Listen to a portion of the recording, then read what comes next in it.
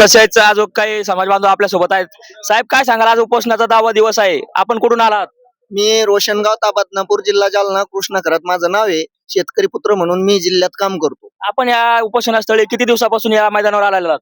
आम्ही जवळजवळ 21 तारखेला पण आलतो, 16 तारखेला आलतो. 2 दिवस सुट्ट्या असल्यामुळे घरी आलो. परत इथं 2-4 दिवस, चौथा दिवस आहे माझा. काय सांगाल आता उपोषणाची दशा काय सांगाल? आमचं म्हणणं एकच आहे, या सरकारला 2 कोटी समाजानं मतदान केलं. 2014 पासून पहिल्या कॅबिनेट मध्ये आरक्षण देतो म्हणले.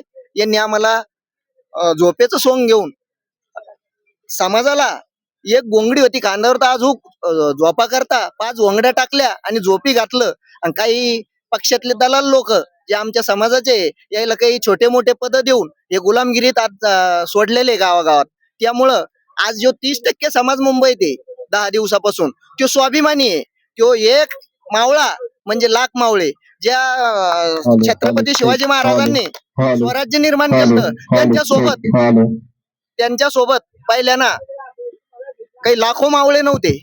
पहिल्यानं त्यांच्या सोबत मुठभरच मावळे होते, पण त्यांनी अख्खा देश काबीज केलता.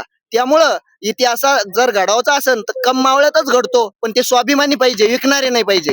त्यामुळे या सरकारला एकच सांगणं आहे, हे स्वाभिमानी मावळे हे जे आहे इथं 10 दिवसापासून, आता काही 10,000 आले गेले, 5,000 आले गेले लोक, पण इथं जे जमलेले 1,500 हे मावळे खरे, हे इतिहास घडू शकते. आणि या सरकारला एक माझं सांगणं आहे, आमचा सर सेनापतीच गेला तर तुम्हाला काय कापाचं आम्हाला धरून? आमचा सर सेनापती आज शुगर बीपी लव झालेली आहे. आज 10वा दिवस आहे, तुम्ही दखल घेत नाही. आणि माझं कोर्टाला बी सांगणं आहे, ते आमचे मायबाप आहे कोर्ट, ते संविधानाचा अधिकार जाणते. त्यांना पण माहिती आहे 10 दिवस जर झाले तर त्यांनी पण सरकारला फटकारलं पाहिजे. 10 दिवस झाले तुम्ही दखल घेत नाही. माणूस मरणाच्या दारात आहे.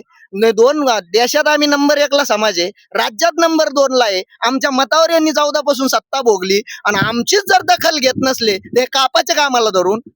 तसेच तुमचे आमदार खासदार असतील, हे विधान भवनात बोललेले आहेत. अरे आमच्या 10-5 आमदाराला काय करता?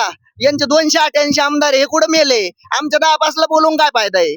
हा, त्याच्यानं काय होणार आहे? आमचं म्हणणं कोणावरच दोष नाही, या सरकारवर दोष आहे. शब्द आम्हाला फडणवीस सरकारनं दिले आणि फडणवीस सरकारच्या नावानं आम्ही मुंडन करणार आहे. आणि मुंडन करणार म्हणजे आज 10वं घालणार आहे. हे ग्रामीण भागात 10वं घालावं लागतं. 10व्या दिवशी आम्ही त्यांचं मुंडन करून त्यांचं 10वं करणार आहे इथं. आणि प्रत्येक आमदार खासदाराच्या कार्यालयासमोर हा जो मल्हार मावळा आहे, सगळा समाज नाही म्हणत मी, जो स्वाभिमानी मावळा आहे, ज्याच्या अंगात आईला देवीचं रक्त आहे, ज्याच्या अंगात मल्हाराचं रक्त आहे, ज्याचे विचार महात्मा ज्योतिबा फुले शाहू आंबेडकरांचे विचार आहे, ज्याच्या अंगात छत्रपती शिवाजी महाराजांचं रक्त आहे, तो मावळा प्रत्येक आमदाराच्या खासदाराच्या कार्यालयासमोर 13वं घालणार आहे देवेंद्र फडणवीसचं. या ठिकाणी धनगर बांधवाच्या प्रतिका आपण या हिंदू न्यूजच्या माध्यमातून पाहू शकता.